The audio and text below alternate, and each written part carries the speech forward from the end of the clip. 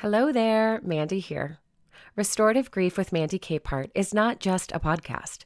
It's also a book, a free online grief group, and a one-on-one private coaching practice. If you are interested in learning more, visit mandykapehart.com to find out how restorative grief can help you heal heart, mind, body, and spirit. Welcome back to Restorative Grief with Mandy Capehart. You are listening to episode 249, titled How the Enneagram Makes It All a Little More Understandable with Tyler Zach.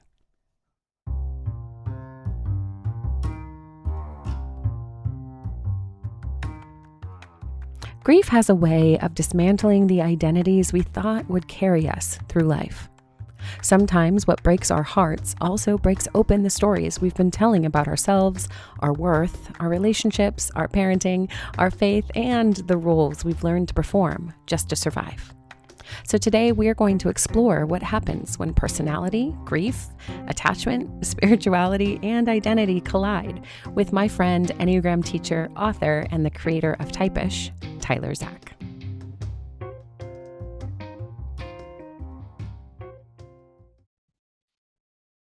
Hey everyone, welcome back to Restorative Grief with Mandy Capehart. I'm your host, Mandy, of course, and today we're here with my friend Tyler Zach. He's an author, an Enneagram coach, and the creator of Typish, where he explores how personality shapes the way we move through our relationships, our spirituality, our identity, our parenting, and basically any other impact area of our lives that who we are shows up in. And so through his work as an Enneagram teacher and space holder, he speaks about all kinds of things that bring hidden grief to the surface, which is what drew me in, of course, beyond just the Enneagram work. So today we're going to be talking about how we can bring language to that experience, his own experiences with grief and loss, and also just enjoy being together. So Tyler, thank you for being here. Well, I've loved interacting with you, getting to know you, Mandy.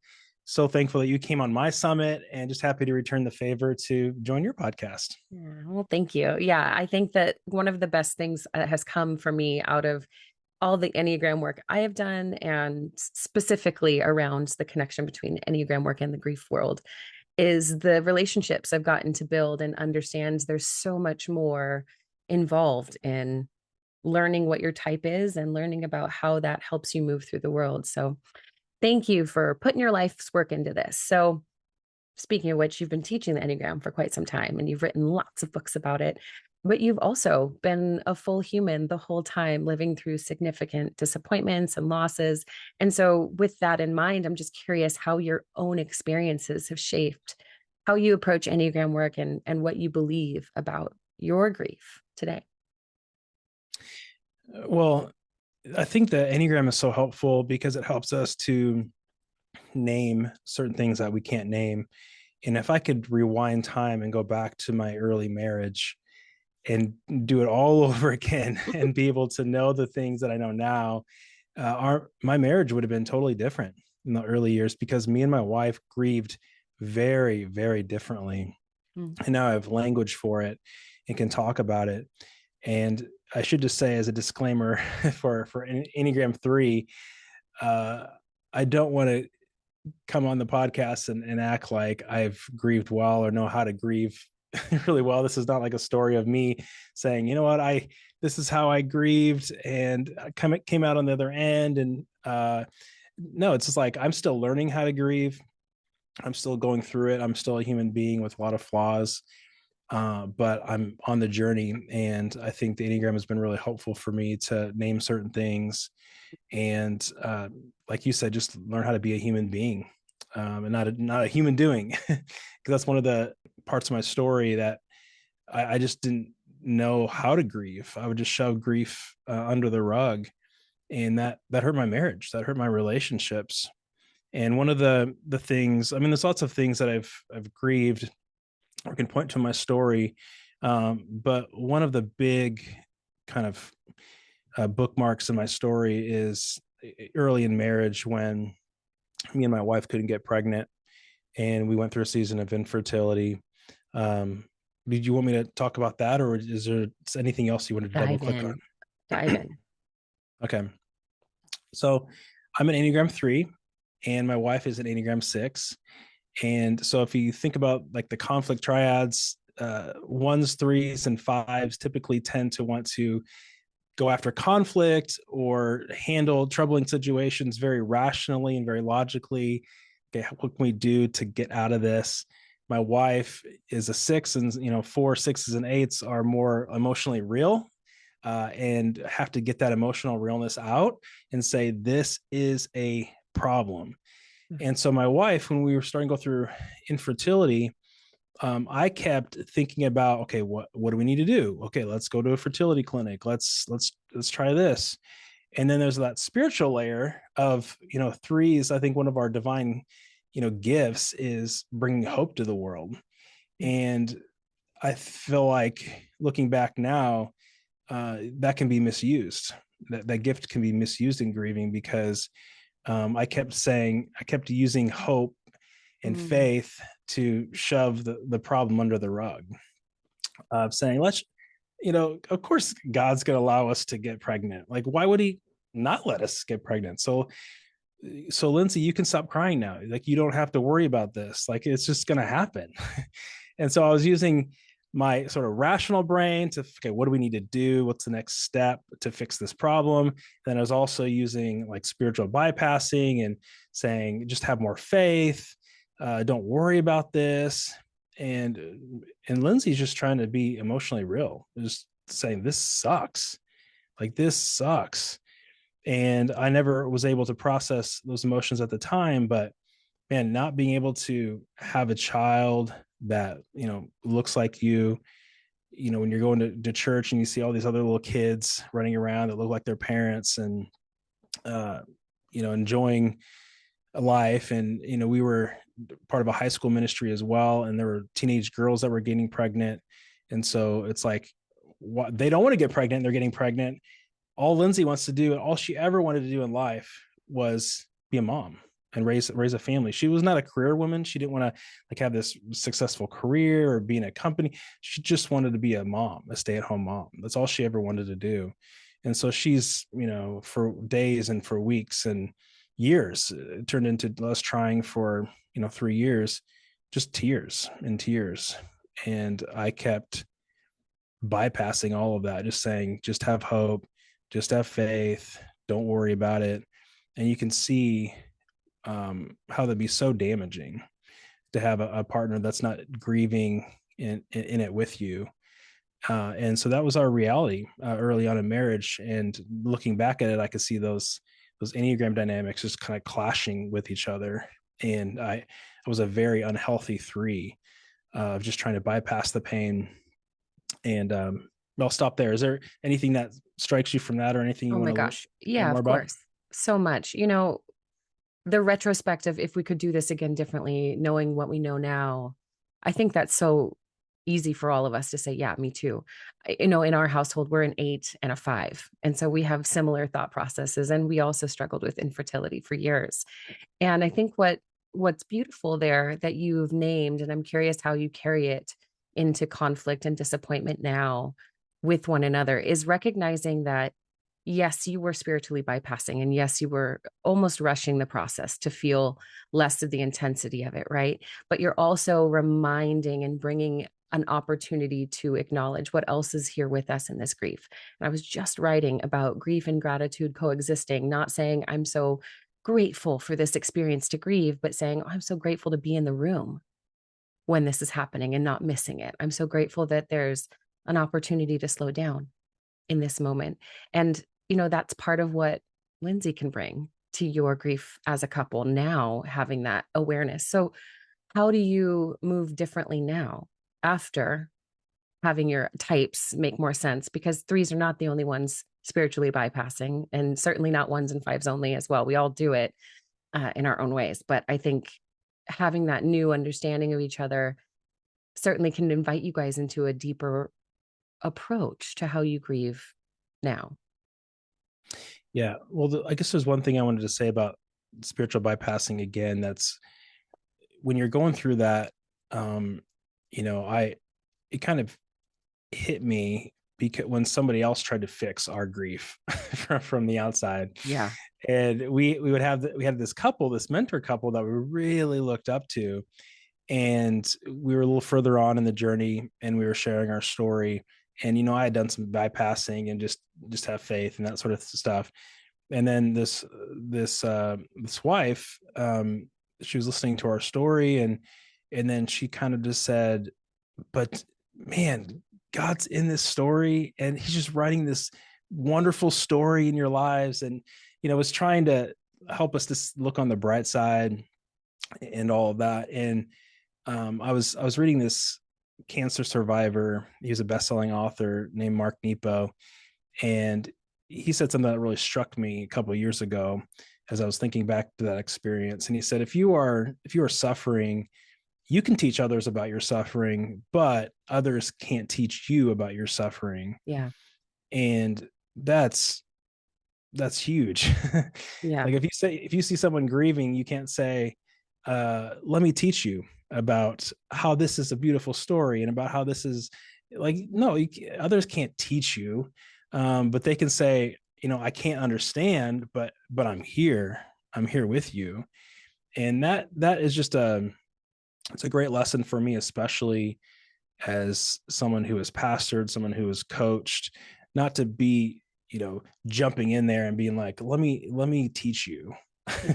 Let me teach you on how to move through this. It's like, most of the time people just need someone to be there with them in their grief. And because that was extremely hurtful, to have somebody just sort of bypass our pain and just say, look on the bright side, when we were just needing space, someone to hold space for us.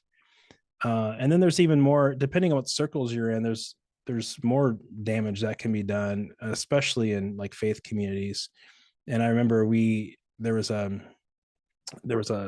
guy who wanted to speak prophetic word over us, and in front of the whole church too. So we were all like sitting down, and we were having this conference, and he was like speaking words over people. And I know that's more of a thing in like charismatic churches. We were charismatic-ish, but he, in front of the whole church, like prophesied over me and Lindsay and said, I see a two kids, I see a blue blanket, I see a pink blanket. And he was just like basically um saying that we were going to have kids. And in my type 3 heart, we have the gift of faith and hope. I just so believed in that moment. My faith was off the charts, and I was like, it's going to happen. And then a year went by, another year went by, and it just never happened. And so some people really think that they're helping when they're really hurting, and it's just so damaging. And so that's just another um, uh, thing that we went through as a Yeah. couple that was really hard. I want to stay with the idea of faith communities for a moment because you and I share that experience in common so many areas, right? We were in a charismatic church as well. And so much of the book that I wrote was about, hey, this is not how we need to continue to care for each other. Here's a better way. And even as you were talking about the person who wanted to give you a bright side, my thoughts go to, gosh, if she had only said, may I encourage you with a scripture? May I? Mm. To ask a little consent, may I speak this picture I have in my mind over you? Because I think, to your point, we're so in the grief often that we want a silver lining. Maybe we're not ready for it necessarily. And we can only be the experts of our story, the only ones that are ready to know if that's true or not, that we're ready for it. But I think part of where it becomes so convoluted is when the person with the microphone or the person that has been given the honor of being your safe space, being your witness for this moment, takes on more of the responsibility of the outcome and that discomfort they feel and authority they've assigned themselves to speak over you is so damaging, not only just in the moment and not to you as a griever, but ultimately to that relationship. Like, how was your willingness or your openness with those individuals after the fact, or even years later when that prophecy doesn't come to pass? How did your faith change, or did it impact your faith at all as well? Yeah, you can start to get bitter, if you believe that should have happened, or that God or divine being that you believe in should give you something. and doesn't come through, then there's a potential for bitterness, um, and all kinds of things like that. Um, and I think time really does help. I feel like when it comes to that particular challenge for me and my wife, we've gotten to the acceptance stage, and I really do love the stages of grief. And we both got to that place where we do have accepted that it's not going to happen, and we know it's not going to happen, and we've kind of moved on, and we're at peace with that. And sometimes time is the only thing that can that can help. And so that's really good, knowing if you're dealing with somebody who's going through grief, to know, give them time. Don't try to fix it, rush it. But sometimes time is all that's needed to get perspective.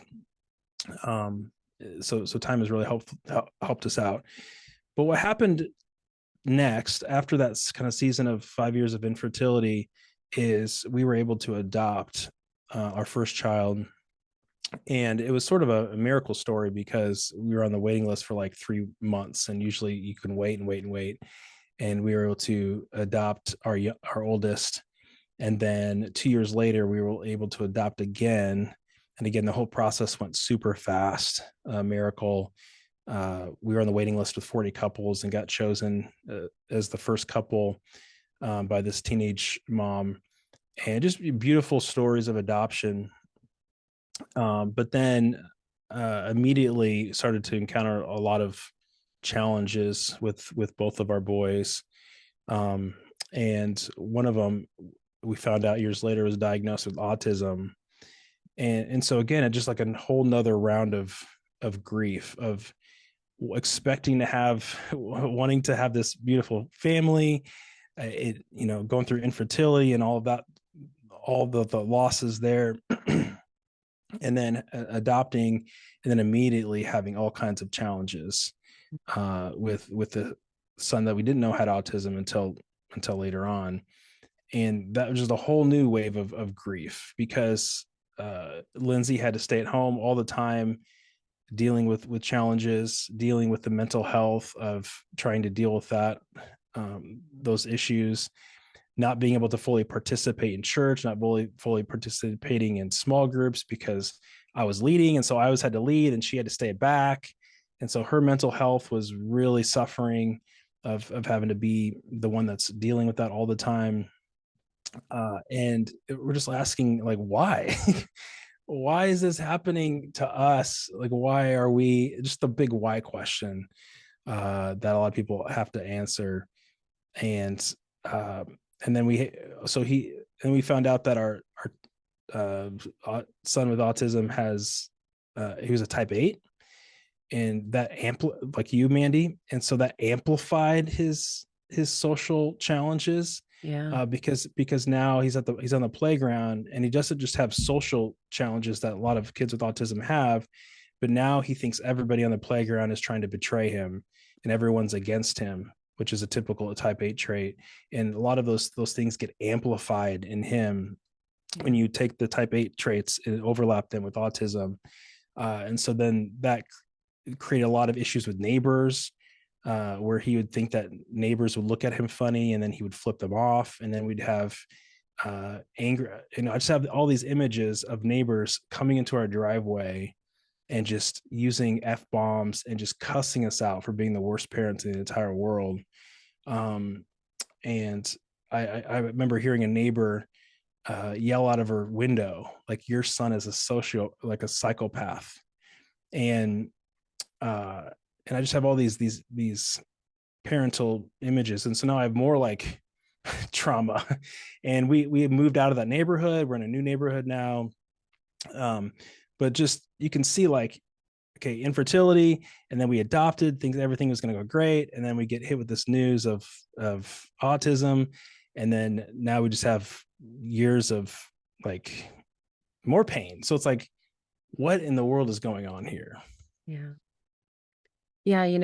I am listening, and the eight in me is like, just give me the address of the old neighborhood. Just I'll take care of it. Don't even worry about it. But the other part of me is recognizing you are in such a sacred space of vulnerability and complexity and compounding grief events to one, be able to share about it, but also two, to say, this is my experience and it's not something to be ashamed of, number one, but it is something that could very easily kind of transform your experience as a family unit, right? That it could become more of an identity of your family, all of these things and that are being spoken to you and also impacting the way you all feel about one another and about your individual selves through this. So I'm curious, how have you and Lindsay created space for your sons to be who they are, for you to remain who you are, and to continue exploring healthy expressions of your identity, all while dealing with unpredictable external people, unpredictable selves, right? All of those different influences that can make it even more complex. Yeah, that's a good question, Mandy. One of the things that we've had to grieve is no matter what kind of we're doing all the same things that other parents are doing, but those typical tactics or parent strategies just don't work.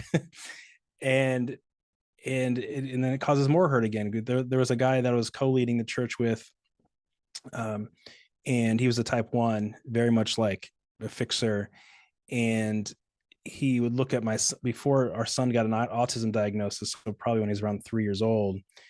He was still acting out, and one time he like took the Christmas tree down, and you got to learn how to laugh in those moments. Yeah. Like, Yeah. just got to learn how to laugh It's the in only those thing moments. that helps you survive.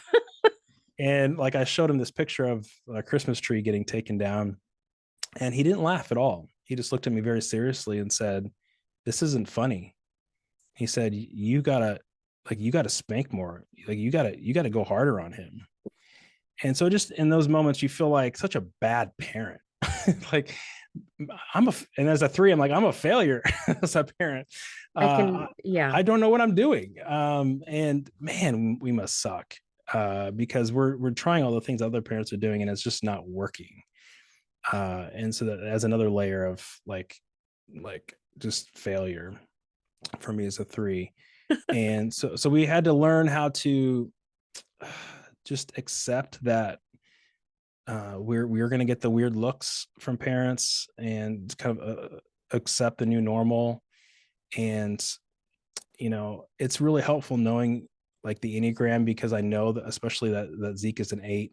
Mhm. And so I try to let him live life at full volume. And so when he has a tick, like when he like screeches and things like that, he's did that really young. He was always screeching. And it's just, now that seeing his type 8ness, he just loves being loud. He loves bringing him 100, doing everything 110%. And so just letting him live at full volume. Like, I just put like a cloth, or a soundproof thing over his door, so that he can just like play Oculus and just like scream and have fun. And like, just letting him live at full volume is something that we do. And I'm trying to think, just getting away from church ministry is something that I know I needed to do. So to answer your question of like solutions, like how did we deal with our grief? I realized I was reading Donald Miller, Hero on a Mission, right as I was turning 40. And I thought, this past decade has been really, really hard for my family. Mhm. And I don't think I can continue to be a full-time pastor and take care of my family at the same time. I think it's just incongruent. It's just not going to work. So I said, I'm going to have to like give that up and let go of that, to do Enneagram work full time. I'm not sure how I'm going to make money. I don't know what's going to happen, but I just know I want my 40s to be a lot different than my 30s, Mhm. and our family to have a different rhythms of rest. And so we actually pulled away, from the church, moved to a different neighborhood, hit reset. And it's just been such a beautiful time of rest and relaxation, and just recouping as a family. It's been extremely good. And so that's one of the ways that um, it's one of the best things we ever did. I hope anyone who's listening and who is also in a season of really struggling with family identity and like collective belonging and what do we do next can hear the tone of peacefulness in your voice when you talk about, well, the safe places for us weren't safe anymore. So we walked away. As painful as that is, the church wasn't caring for us in the way that they needed to. They were shaming us and telling us off and telling us we weren't good enough. I'm not going to ask for the Enneagram One pastor's address because it's not my role. I will refrain. But like, whose cat hasn't pulled down a Christmas tree? Whose grandmother hasn't gotten, well, maybe not anybody's has gotten drunk and stumbled into it. But do you know what I mean? Like the assessment that you're failing because something very human like an accident happened is um so short-sighted and so lacking in not only grace but in comprehension of the human condition, right? And there's the struggle, right? um but I think what is really beautiful there is that you recognize, okay, the difficulty of resetting and choosing a different path, choosing a different vision for what our future looks like is scary. And so is the idea of staying in the middle of all of this. Making those really difficult choices is a brave thing to do. And you're naturally, Mandy, as an eight, good at pivoting. And not everyone is great at pivoting or having the courage to pivot. And I needed a lot of courage. There's a lot of fears. Yeah. There wasn't a lot of assurance of like, yeah, if I pivot and move here or do this, then it's going to be okay. Cause I don't know. I don't know how I'm going to make money. But that's why I love eights is they typically have that courage and can pivot. But all of us need Mandy's in our life to basically challenge us to say, okay, if you're not in a safe place, if just pivot, like just make a move. Like, why would you want to stay here in this unsafe place or this unsafe relationship any longer? Like, make a move. Yeah. And I think that's really, really helpful for other people to hear, and they need to be challenged to do that because our family's benefiting from it now. Yeah. And I can't imagine being stuck in that old neighborhood, that old place. So, yeah. Well, I think too, your grasp on Enneagram work has really benefited you here in the sense of, oh, this is an identity reforming space. And that's for all the types, right? To be able to recognize, how am I moving? Where am I creating safety? Am I being led by fear, or am I being led by a sense of love and groundedness when I decide, like, what's my next step? Because there's so much that comes up when we're dealing with complex grief. Um, and we have to make a choice to step into more of it. Like, I am in pain in this place, and I'm aware that when I leave, it's going to hurt more. So, what's scarier, the unknown or remaining in this known enemy territory, we'll say? People choose to stay because the known feels more certain, and that certainty lets us remain safe, even if it doesn't feel, even if it's not what I would look at and be like, oh, that's an industry or an indication of safety. Stepping away from a full-time career and entering into a different field, but also into recovery of how you connect with people. What did that look like for you and Lindsay as you realized we're going to start building new neighbor relationships, new friendships? I imagine they weren't all able to stay intact as you left ministry. How did that help you as a couple reform like the support around you as you're raising these two little boys too? That's where I don't have a great answer, and we're not on the other side yet. We're Yeah. still in liminal space. And I tell people I'm still going through the midlife crisis. I'm like a gooey caterpillar in the cocoon, still being formed and shaped, going through metamorphosis. And I'm not a butterfly. I don't pretend to be a butterfly. Our life is not look like a butterfly. It's just still kind of in this gooey stage. So we haven't really set up forms of new support yet, and all of that. All we're doing right now as a family is we pulled away, are spending time with each other. We just went to the zoo together yesterday, and just spending lots of time with each other, sort of recouping and having fun together, and just paying lots of attention to each other. And for me as a three, it's great because I can be a workaholic and I can get caught up in uh, just the pressures. Like as a three, you always want to be a star in whatever environment you're in. And so I was always telling Lindsay, "Hey, let's have this couple over. Let's have these people over." Because again, I want to be a good pastor. I want to play that role really, really right. And she's just like, "No, I don't want to do. I don't want to have people over 3 nights a week. That sounds horrible." And so there's a lot of clashes there. And now because I was able to pull away, now I just have a lot more space for my family, and that's just been very healing. But we still don't know what the next 5 years looks like. That does that make sense? Oh, unequivocally. And I just want to affirm too, in what I'm hearing from you, you are phenomenal parents to choose intentionality with one another, to choose to make space where your kids can be themselves fully, even if you have to make caveats of hanging soundproofing stuff and taking them into public and being like, they're going to be who they're going to be. And we're going to be right there with them because that's part of who we are now. That's part of our story.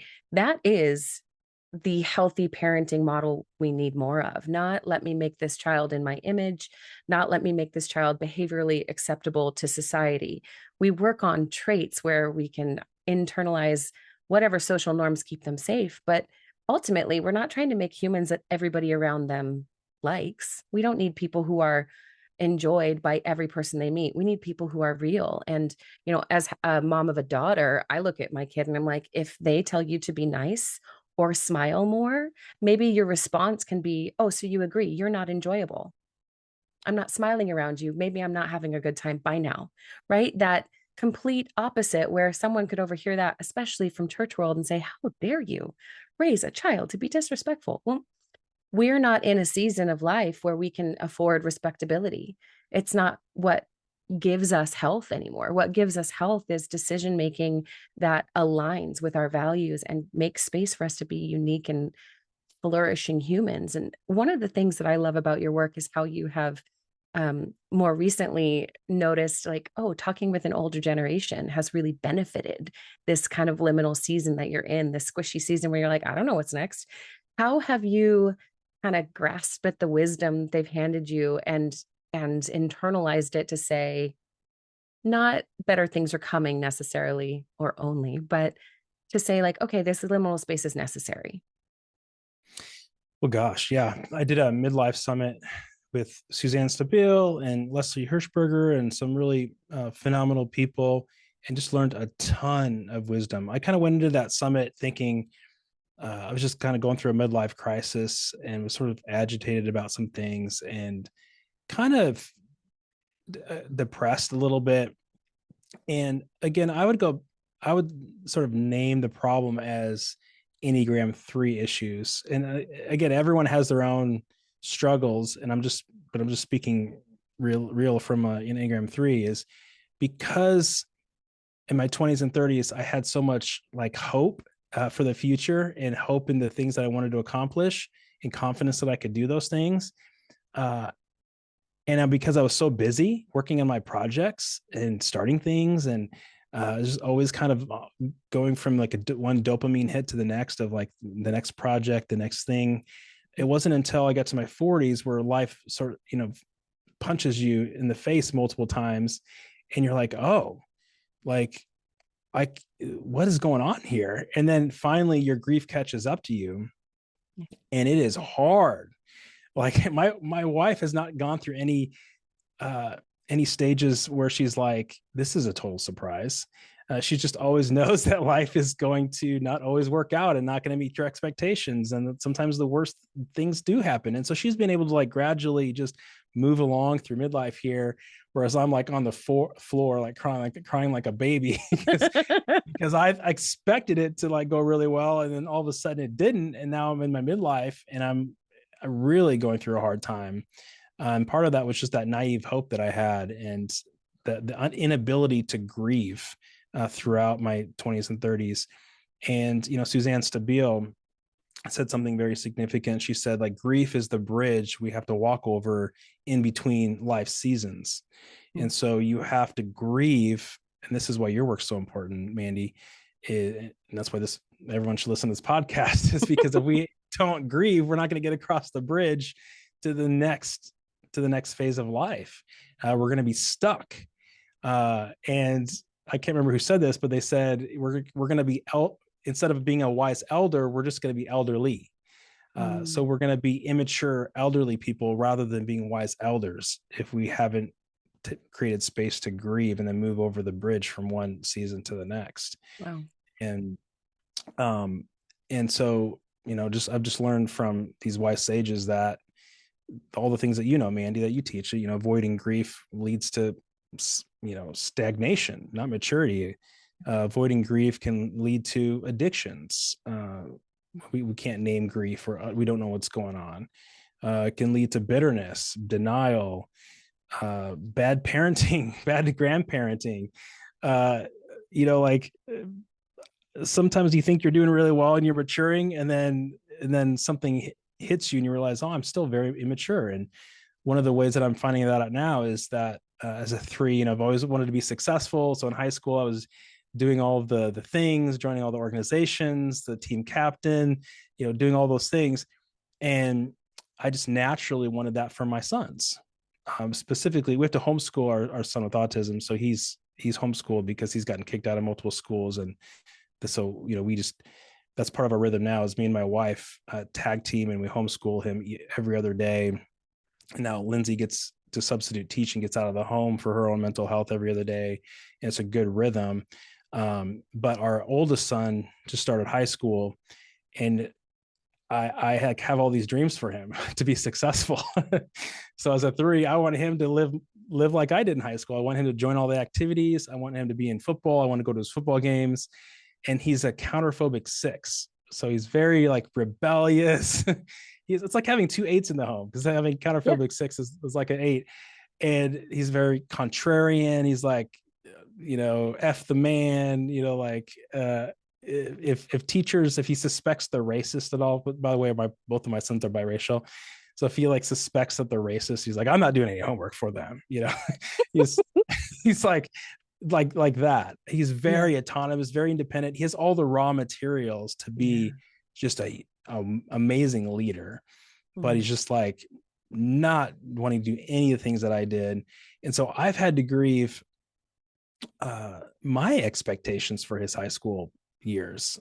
Like I've had to grieve and let go of the expectations that he's going to be in sports, that he's going to be, strive for the honor roll, or all these things. Like he's just not into what I was into.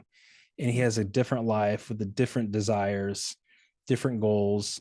And that's just brought a lot of immaturity up in me of like, but I really want him to be in This sports like I version. was. And Yeah. so all those immaturities are coming up in me right now. I'm having to deal with those.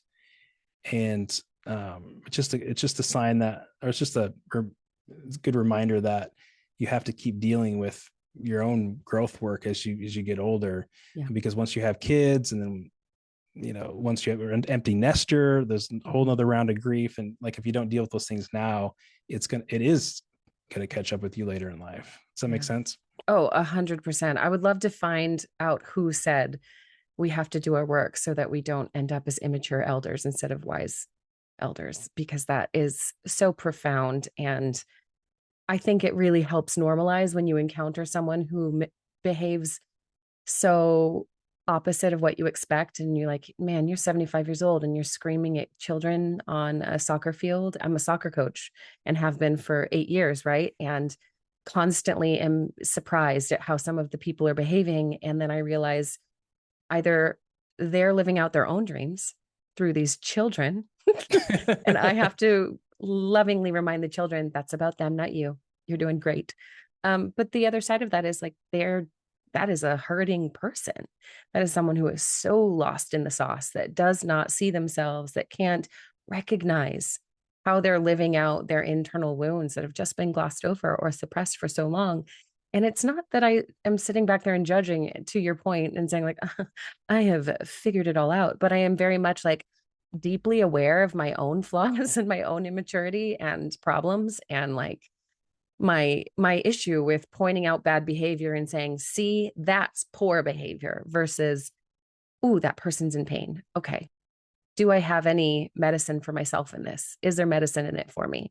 Is there medicine in it that I have for them? Probably not. There's not usually a relationship there. But how do we move toward ourselves with more grace because of this thing that we're experiencing or witnessing with others. So I think what I'm hearing so much of is that that space you've carved for your family is it's just like a ground, hatching ground for really beautiful, wonderful things to come out. And frankly, your son already sounds like a wonderful leader in high school because that's hysterical. And I think, as we said earlier, humor is one of the only ways we can get through some of the absolute nonsense that we have to face. And personally, homework to me is one of those things of nonsense, but that's a different conversation.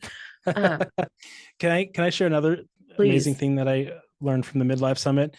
I'm so grateful because I would never have joined a midlife summit, but that I polled my audience and that's what they wanted. So then I did the midlife summit thing, which is really like a second half of life thing.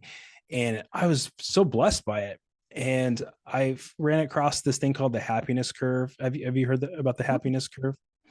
So the happiness curve is like a U curve where you start out in your 20s and early 30s and you're like extremely happy.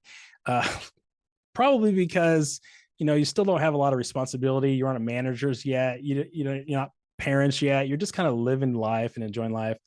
And that's also your prime. So your brain is working at full like fully functioning, and you can pick up an instrument. You can do all these things because you're in the prime of your life and very healthy. But then the U curve goes down, and so when you hit your 40s, then people start to say that they are very unhappy as they go through like this midlife crisis, and then the curve starts to go back up in your mid 50s, and so people in their mid 50s through their 60s and then 70-year-olds report the highest level of happiness. And I thought to myself, that doesn't seem right. It seems like as you get older, then your happiness should go down. And but I was like, why is this? Why is this happiness curve? Well, as I did these panels with people who are 60 years older. And by the way, 60 is like the new 40. It's like, when we think of midlife, we think of midlife as being like 40, but that's midlife is like 40 to 60 now. And a lot of these people were saying, these sages, I call them sage panels. A lot of the sages were saying it's because they learned how to grieve not getting their expectations, letting go of life being perfect, of being what you thought it would be, and just sort of consenting to the fact that we are going to age, so consenting to the fact that there are limitations in life, consenting to the fact that there is illness and things like death, and so there's a lot of like acceptance of and letting go of the life that we wanted and think that we should have gotten. And then as you're able to let go of those things, then happiness, contentment bubbles up from within. And what was really cool is that, if you're in the 40s like me, you're pretty arrogant, thinking like this is the best time of life, and when it's over, it's just getting elderly. That's what I have to look forward to the rest of my life, is just getting elderly. That's so dumb, because I had these 60-year-olds and 70-year-olds, and I even had an 83-year-old who just became a life coach. And all of these people were saying, you know what, we didn't really get to the thing that I'm doing now, the thing that I always dreamed about doing, and was never able to accomplish it or pursue it in my 40s or even in my 50s. Like, I'm doing it now. Like, I just became a life coach. I just started my own business. I just started doing retreats, and all of these people are doing their dreams, but it wasn't until they were post 60 that they were able to accomplish their dreams. And so that gave me so much hope, to look forward to my future and to realize there's so much time left. There's so many mini seasons left in my life. And so I just was incredibly blessed to listen to these sages talk about that and why they're happy. And a lot of it has to do with the work that you're doing, Mandy, is they were able to grieve. And I even had one type 7, because again, we all grieve in different ways. There's one type 7, Leslie Hirschberger, who said, as a 7, you just want to be omnipresent. You want to be everywhere at once. You want every opportunity. And she said, well, I just had to let go of the roads not taken. I just had to let go of the fact that I just had to grieve that I couldn't go down this path or go down this path. and to be okay with that, and just be okay with the path that I'm on now, and be content and being grounded right here in this path. And she's so happy because of it. And Yeah, so it just shows you that there's different grieving paths for all of us to take depending on our personality. there really So are. I yeah. love that. I was thinking yesterday as you were talking, yesterday we were at the eye doctor and he said, has anything changed with your vision? And I have historically bad vision. I said, yeah, I guess I'm kind of like not reading as well as before. Like I have to move the things a little bit away. He's like, welcome to your 40s. You need to get reading glasses. And my daughter laughed at me and I thought, okay, this is a new stage. I'm not anti-aging at all. I don't hardly do. You should see all my friends. They all look 20 years old. And I'm like, not me. I have all my wrinkles proudly, but I definitely was like, but this is an opportunity to get cool reading glasses. Okay. And my eight brain pivoted so quickly to let me just celebrate this stage. Let me lean in early to my absolutely eccentric older version of me because the younger eccentric version of me also wore glasses for fashion all the time. So why not now? They just help me read.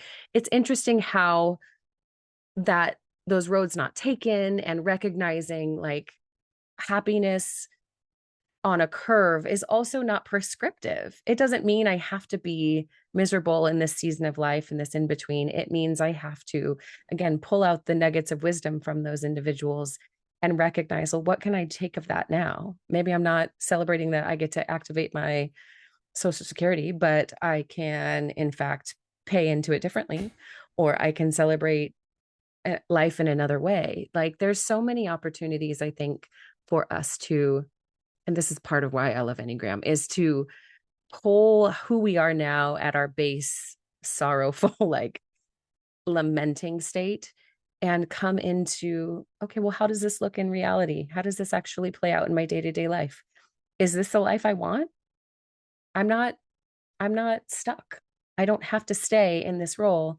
And that doesn't mean change everything just so that you can feel more free. It means you actually have autonomy and self-efficacy and you get to make choices because we don't get to control what grief comes into our world, but we do get to control how we move through it or whether we suppress it and pretend it's not there. And I think some of the ways that you have shared today too, but also just in your work that's out there for everyone to see. And I highly recommend if you're listening that you go search all of Tyler's work and in just every bit of it, is you're making so much space for people to make that choice to say, yes, I want to look intentionally at the life around me. And am I occupying the space I want to, or am I off center? Am I missing something? And if so, what am I willing to do to work toward it and to shift into this version of myself that feels good? So, Tyler, I just mentioned all your work very rapidly, right? You've got conferences and summits and books. Where can people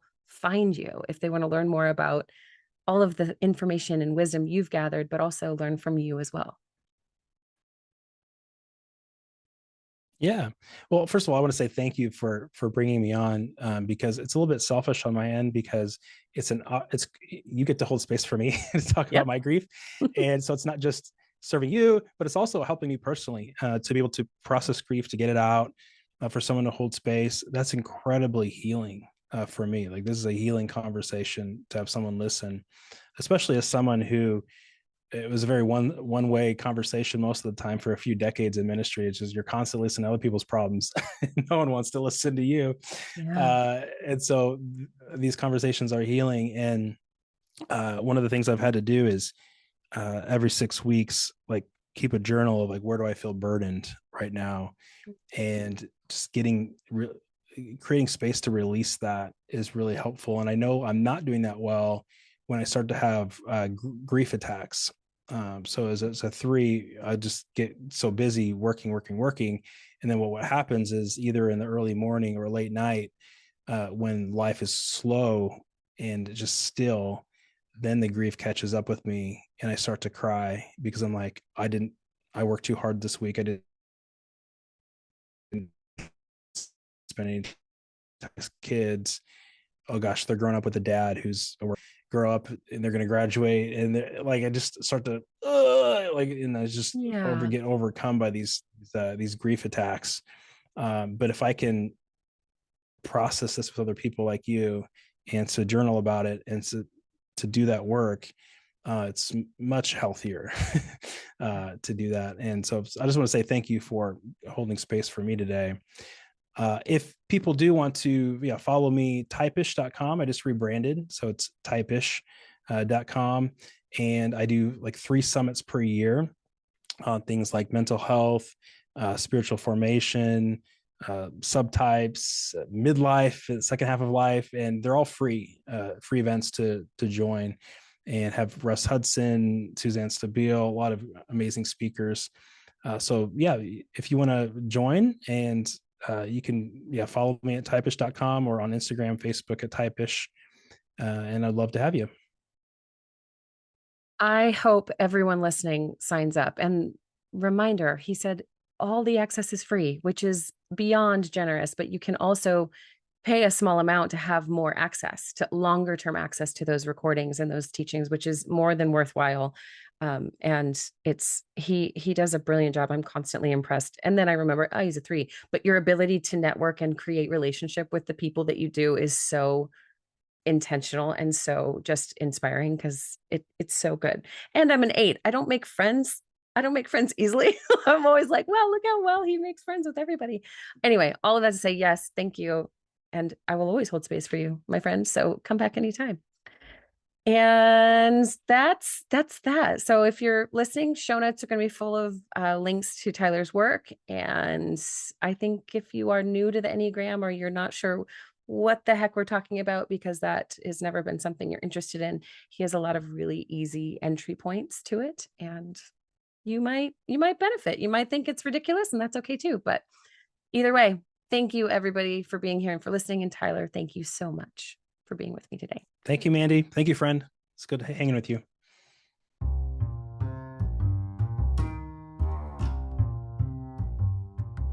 Thank you for listening to episode 249 of Restorative Grief. Today's conversation with Tyler invited us into a deeper look at our own identities, personalities, parenting styles, and the way grief reshapes how we understand ourselves and each other. We talked a lot about the hidden grief of transition, the pressure to perform through our pain, and all the slow work of becoming more honest and grounded in the middle of suffering. You can find Tyler's work, his books, his podcast, and teaching resources, and all the things he provides and creates through the links in the show notes. And I hope you will sincerely take time to explore so much more of what he's creating, whether you understand the Enneagram fully or not, because no one understands it fully, frankly. And yet, Tyler's a wonderful resource to start heading that direction. If this was your first time joining me on the show, I'm just so grateful that you're here. Thank you for making time to listen to this conversation, and I would love for you to subscribe and leave a review and consider becoming a patron. Supporting the show keeps this work going and unlocks bonus monthly episodes for you, as well as reflective workbooks to deepen your own grief work. And as always, before we go, one last thing. Please remember, the only solution for grief is to do the work of grieving. Thank you for listening. I'll see you next week.